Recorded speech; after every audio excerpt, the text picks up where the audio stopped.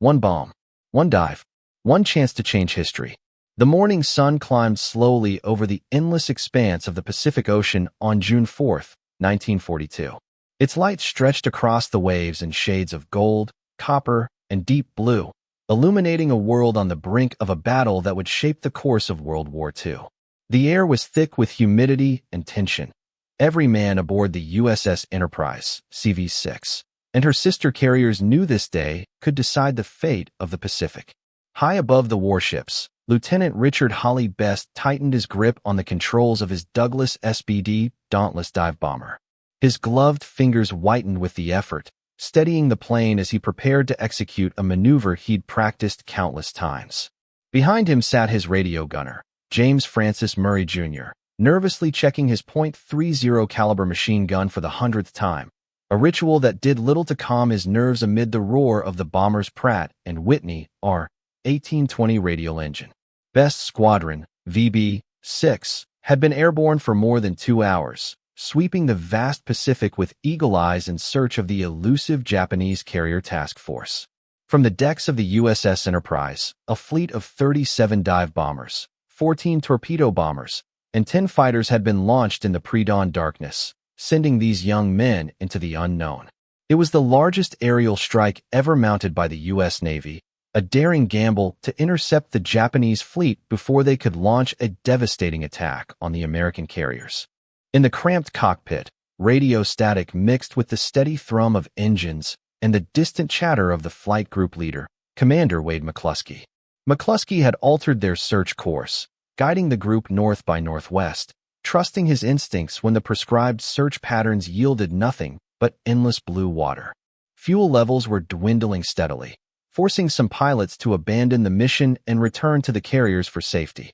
But Best pressed on, eyes scanning the horizon with the kind of intensity born only from understanding that everything, the war, the Pacific, democracy itself, depended on what they might find. Suddenly, 2 hours and 12 minutes into their search, the ocean revealed its secret. Far below, the Japanese fleet stretched like a great steel beast across the waves. For massive aircraft carriers, the Akagi, Kaga, Soryu, and Hiryu sailed in a tight diamond formation, their flight decks crowded with warplanes ready to strike. Surrounding these carriers was a powerful screen of battleships, cruisers, and destroyers, forming a floating fortress unlike anything the Americans had seen before. This was the Imperial Japanese Navy's Kido Butai, the same fleet that had launched the devastating surprise attack on Pearl Harbor just 6 months earlier. The moment that Lieutenant Best had trained for his entire life had arrived. He adjusted his throttle, preparing for the steep dive that would bring him closer to the enemy carriers than most dared to venture. The air grew tense inside his cockpit. Radio man Murray steadied his machine gun, scanning the skies for enemy fighters. Below, on the decks of the Japanese carriers, flight crews scrambled, unaware of the approaching American bombers. The horizon seemed calm, but death was falling from the sky. Best took a deep breath and pushed his plane's nose downward. The Douglas SBD Dauntless cut through the sky, wings trembling in the dive, as the ocean raced toward them. His eyes locked onto the Akagi's flight deck, where rows of tightly packed Zero fighters and bombers rested, engines silent but ready. At precisely the right moment, Best released his 1,000-pound armor-piercing bomb, watching as it fell in a perfect arc toward the deck below. Seconds later, a deafening explosion rocked the Japanese carrier. Flames and smoke billowed skyward as steel and shrapnel erupted across the flight deck. Around him, other dive bombers followed suit. The American attack was ruthless and relentless. Torpedo bombers swept low over the water, launching deadly Mark 13 torpedoes toward the hulls of the carriers, while fighters engaged in dogfights overhead, cutting down the defending Zero fighters. The sky was alive with tracer fire, explosions, and the roar of engines, a cacophony of war that echoed across the vast Pacific. Within minutes, the tide of battle had turned. The once mighty Akagi and Kaga burned fiercely, their flight decks shattered and ablaze. The Soryu and Hiryu attempted desperate counterattacks, but were soon overwhelmed.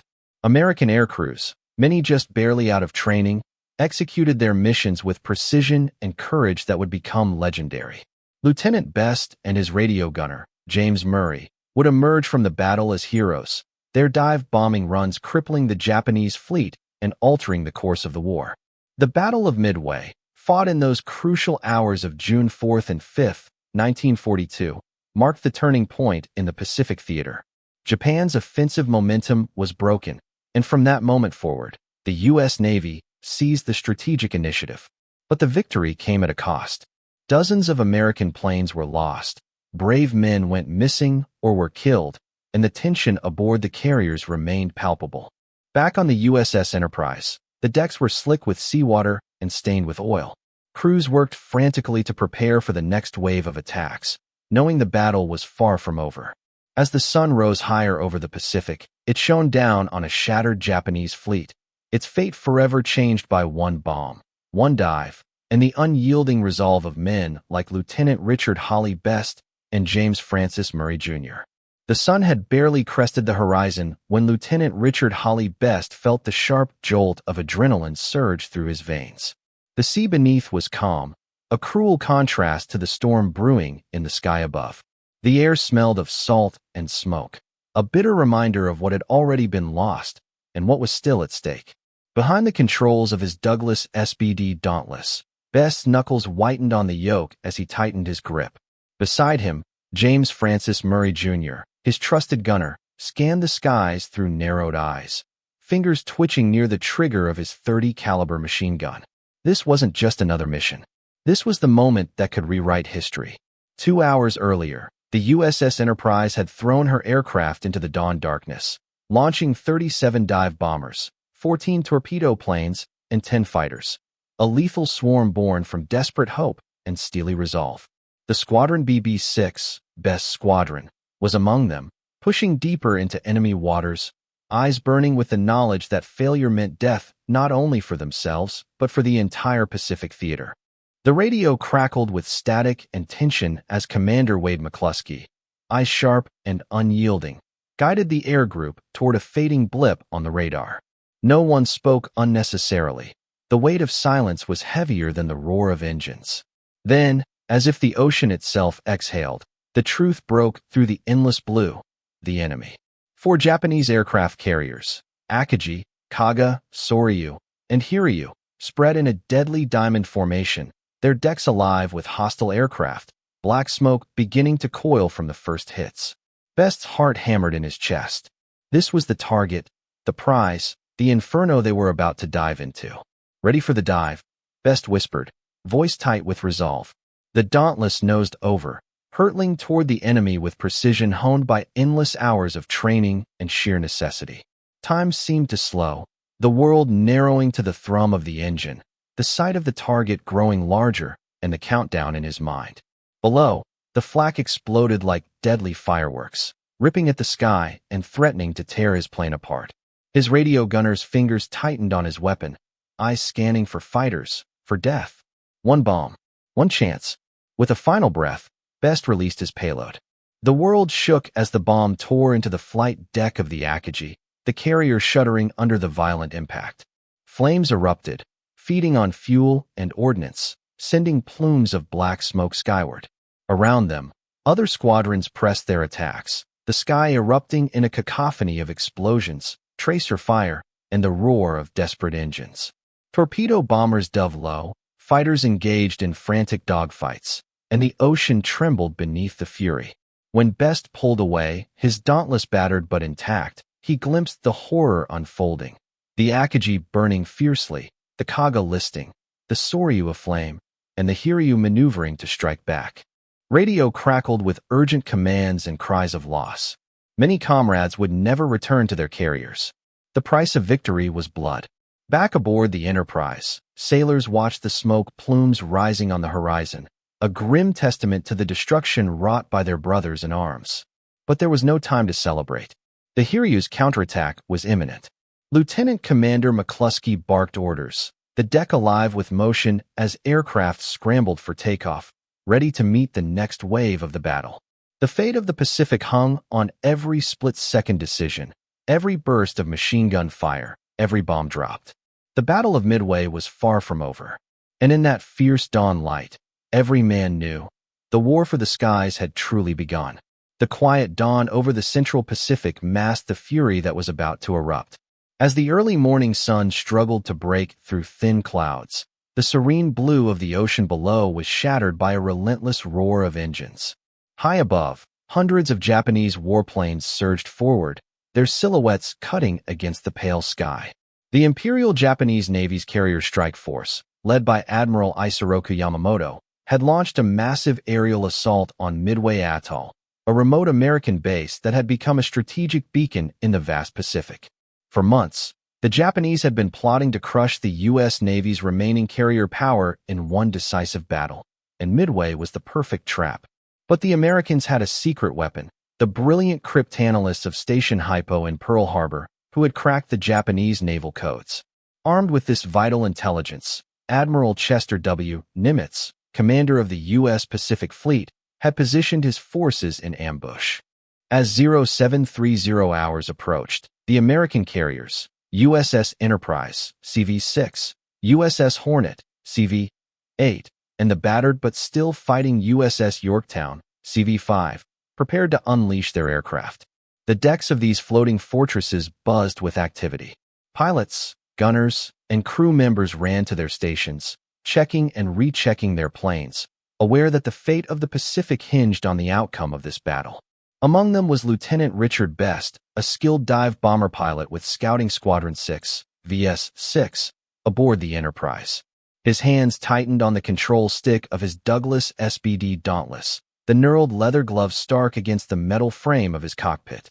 Behind him, his radio gunner, James Francis Murray Jr., kept a vigilant eye on his .30 caliber machine gun, fingers poised to defend against the deadly Mitsubishi A6M0 fighters that prowled the skies. The American aircrews faced harrowing odds.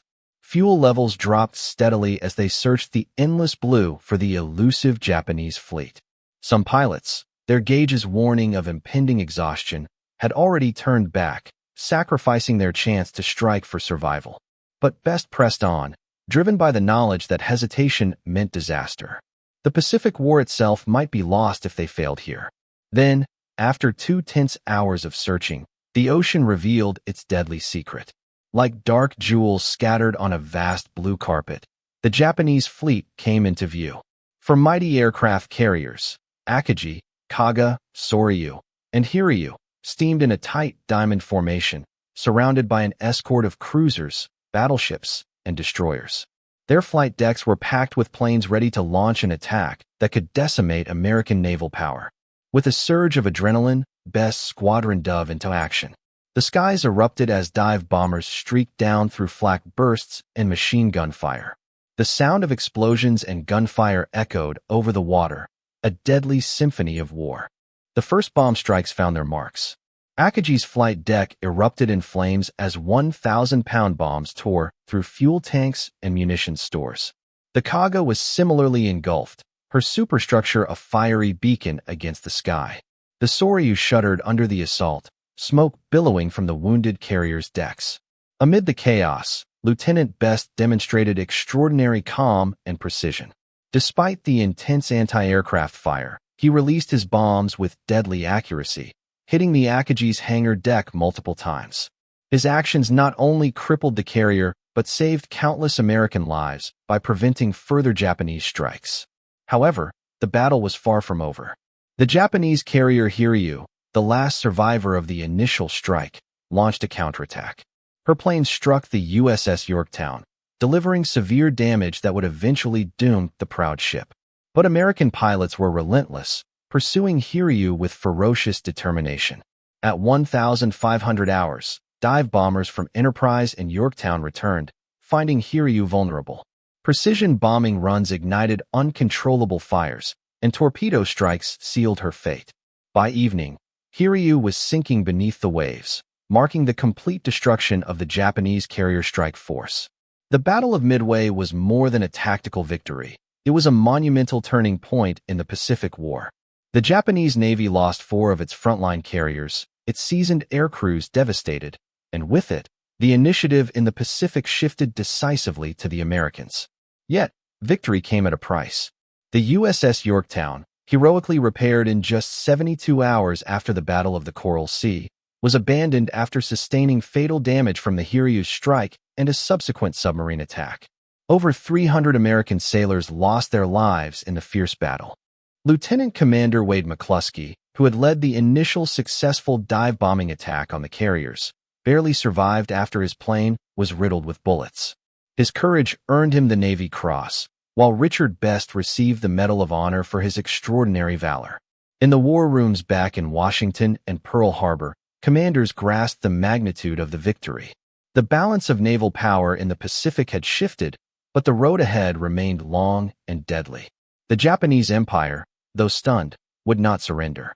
Plans for future offensives were already underway. Battles for the Solomon Islands, Guadalcanal, and the Gilbert Islands loomed on the horizon. The fight for the Pacific had only just begun. The smoke from the burning Japanese carriers still hung heavy in the air as the American fleet regrouped under a tense, watchful sky. The Battle of Midway had shattered the Japanese strike force, but the war was far from over. With the loss of 4 carriers, Akagi, Kaga, Soryu, and Hiryu, the Imperial Japanese Navy faced a devastating blow, the likes of which had never been seen before in naval warfare. The destruction was not just in steel and fire, but in the irreplaceable cadre of veteran pilots, aircrew, and sailors who had fueled Japan's early successes. Admiral Yamamoto, the mastermind behind the attack on Pearl Harbor and the architect of the Midway operation, now had to reckon with a changing tide. Though reluctant, he ordered his remaining forces to retreat westward toward the safety of their home islands, nursing wounds that would take months to heal. Meanwhile, Admiral Chester W. Nimitz and his staff worked tirelessly in the aftermath. The success at Midway validated months of painstaking code-breaking efforts by American cryptographers. Their work had allowed the U.S. Navy to anticipate Japanese moves and prepare a devastating ambush that saved Midway Atoll and preserved American naval power. Lieutenant Richard Best, despite the brutal combat, remained focused on his mission. His Douglas SBD Dauntless had taken heavy flak damage, but he and Gunner James Francis Murray Jr. survived to fight another day. Their squadron, VB-6, celebrated their critical role in sinking multiple carriers, but the joy was tempered by the loss of comrades and the grim reality that the war still demanded sacrifice. On the American side, the loss of the USS Yorktown still weighed heavily on the fleet's morale. The carrier had been damaged during the previous battle at the Coral Sea, but had been rapidly repaired in just 3 days. Now, after relentless Japanese air attacks and a torpedo strike by the Japanese submarine I-168, the Yorktown was sinking. The courageous crew evacuated under harrowing conditions, many rescuing wounded shipmates from the flooding decks. Across the Pacific, news of the battle sent shockwaves through both Japanese and American societies. The Japanese public, carefully shielded from military defeats by strict censorship, soon learned of the immense losses. The American people, long reeling from the surprise attack on Pearl Harbor less than a year earlier, found renewed hope and confidence in the Navy's ability to turn the tide. The Battle of Midway marked the first major victory for the United States Navy in the Pacific theater and shifted the strategic initiative firmly into Allied hands. It underscored the crucial role of air power in naval combat, demonstrated the value of intelligence and code-breaking, and revealed the vulnerability of even the most powerful fleets. But the fight was far from over.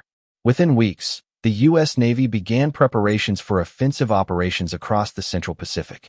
The struggle for the Solomon Islands and Guadalcanal would test the limits of American resolve and resourcefulness in brutal jungle and naval warfare. The loss of seasoned Japanese aviators at Midway, however, proved a critical long-term advantage as Japan struggled to replace experienced pilots with well-trained replacements. At the same time, the Pacific War's vast scope meant the conflict stretched from the Aleutian Islands in the north to New Guinea in the south, with thousands of miles of ocean and countless islands serving as battlegrounds. Every victory was hard-won, and every loss keenly felt. Amid this sprawling war, stories of individual heroism emerged. Pilots who dove into flak-filled skies to deliver crippling blows, sailors who risked their lives to save comrades from burning ships, and codebreakers who worked in secrecy to decipher the enemy's plans. The Battle of Midway became a symbol of American resilience, ingenuity, and courage. It was a testament to how one well-executed gamble, informed by intelligence and fueled by bravery, could alter the course of history. For Lieutenant Best, Commander McCluskey, and countless others who flew and fought in the battle, the memory of those harrowing days remained vivid. They understood that while Midway was a turning point, the price of freedom would continue to be paid in blood and valor for months and years to come. The vast expanse of Leyte Gulf shimmered under the dawn light, but beneath its tranquil surface, the ocean was poised for the greatest naval confrontation of World War II, the Battle of Leyte Gulf. For the Imperial Japanese Navy, it was a desperate gamble. For the Allies, it was a final push to reclaim the Philippines and cripple Japan's remaining naval power. At the heart of this maelstrom was Vice Admiral Takeo Kurita's center force, a titanic fleet, including the colossal battleships Yamato and Musashi, cruisers, and destroyers.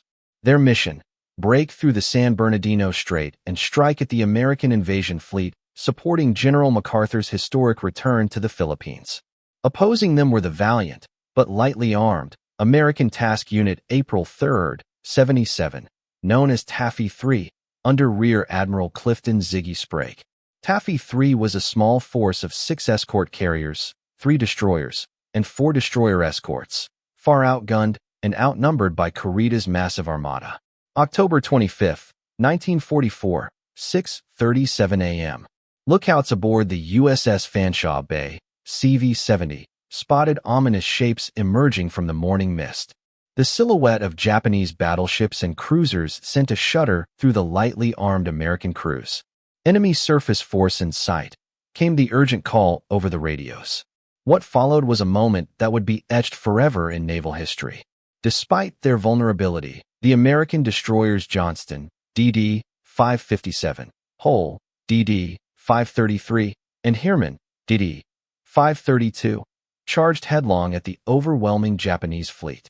Commander Ernest E. Evans of the Johnston exemplified raw courage, weaving through shellfire, launching torpedo spreads that forced the mighty cruiser Kumano to limp out of battle.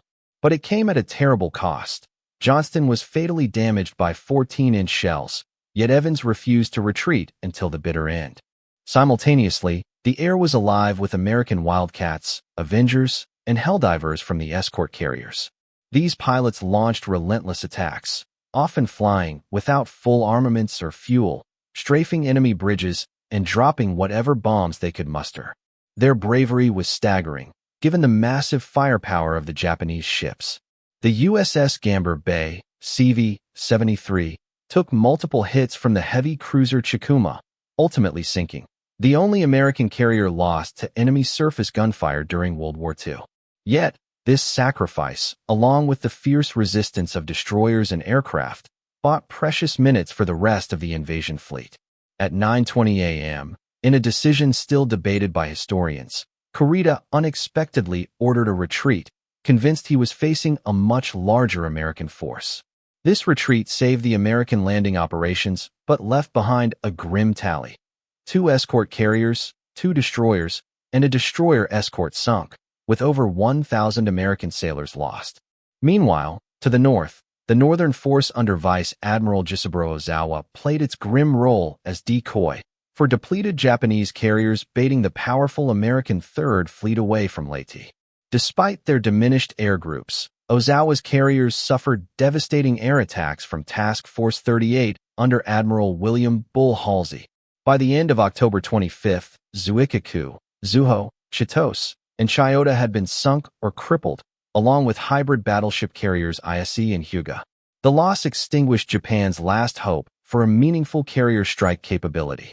As the sun set on the bloody waters of Leyte Gulf, the strategic significance was clear. The Imperial Japanese Navy was shattered, its once formidable might reduced to a shadow.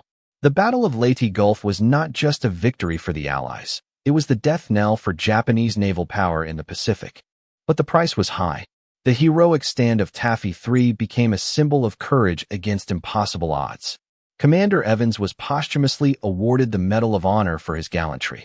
Stories of desperate charges, kamikaze attacks beginning to take shape, and the relentless determination of sailors and airmen echoed through the ranks. As night fell, The sea was littered with burning wrecks and survivors clinging to life rafts. Yet the Allied forces pressed on, preparing for the final push into the Japanese home islands. The war was far from over, but after Leyte Gulf, the scales had tipped irreversibly. In the coming months, new weapons, new strategies, and new horrors awaited. The skies would soon blaze with incendiary firebombing raids, and the unimaginable power of the atomic bomb was being forged in secret. The story of Leyte Gulf stands as a testament to sacrifice, strategy, and the relentless will to win, a decisive turning point that changed the course of history. The winds of war had carried the conflict to the doorstep of Japan itself. The Battle of Okinawa was the last major confrontation before the planned invasion of the Japanese home islands, a brutal test of endurance, strategy, and sheer willpower. On April 1, 1945, under a pale morning sky, the largest amphibious assault of the Pacific War commenced. Over 180,000 American troops stormed the beaches of Okinawa, backed by a massive armada of over 1,300 ships and thousands of aircraft. The island, strategically vital for launching air raids on Japan, would become a crucible of human courage and sacrifice. But the Japanese defenders were prepared for a fight like no other. The Imperial Army, along with desperate naval forces, adopted a strategy of deep entrenched defense and kamikaze attacks, suicide missions by pilots willing to crash their planes into American ships to inflict maximum damage. From the skies above, the air war raged relentlessly. Thousands of kamikaze aircraft screamed towards the fleet in waves, their pilots driven by duty, desperation, and sacrifice. On May 11, 1945, the USS Bunker Hill, CV-17, was struck twice by kamikaze planes, killing over 390 crew members and wounding hundreds more. The ship was nearly lost, but managed to survive the ordeal. Meanwhile, beneath the waters, deadly submarine patrols harassed Japanese supply lines and intercepted reinforcements. The deadly cat-and-mouse game ensured Japan's dwindling resources could barely sustain the brutal fight. On land, the fighting was just as merciless.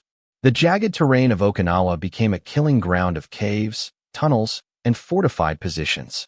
The Battle of Shuri Line, lasting weeks, was marked by fierce close-quarter combat, with casualties mounting on both sides. The American forces slowly pushed forward, but at a horrifying cost. Over 12,000 Americans died, and more than 36,000 were wounded. By late June, after 82 days of ceaseless battle, Okinawa fell under Allied control, but the price had been staggering. The Japanese military had proven they would fight to the last man, making the anticipated invasion of Japan itself a terrifying prospect. The horrors witnessed at Okinawa weighed heavily on Allied leadership. President Harry S. Truman and his advisors faced a grim calculus. An invasion of Japan's home islands might cost millions of lives. Amid this backdrop, the war took a sudden and unprecedented turn. On August 6, 1945, the world witnessed the unimaginable, the first use of an atomic bomb, dropped on the city of Hiroshima by the B-29 bomber Enola Gay, piloted by Colonel Paul Tibbets. The bomb, nicknamed Little Boy, unleashed a fiery death that vaporized thousands instantly and doomed many more in the horrific aftermath. Just 3 days later, on August 9, 1945, a second atomic bomb, Fat Man, was dropped on Nagasaki, sealing Japan's fate. The death toll was staggering, and the psychological impact was immense. On August 15, 1945, Emperor Hirohito announced Japan's unconditional surrender in a historic radio broadcast, bringing an end to the Pacific War. The long and brutal struggle, from the dive bombers over Midway to the kamikaze attacks at Okinawa and the nuclear devastation of Hiroshima and Nagasaki, had finally reached its conclusion.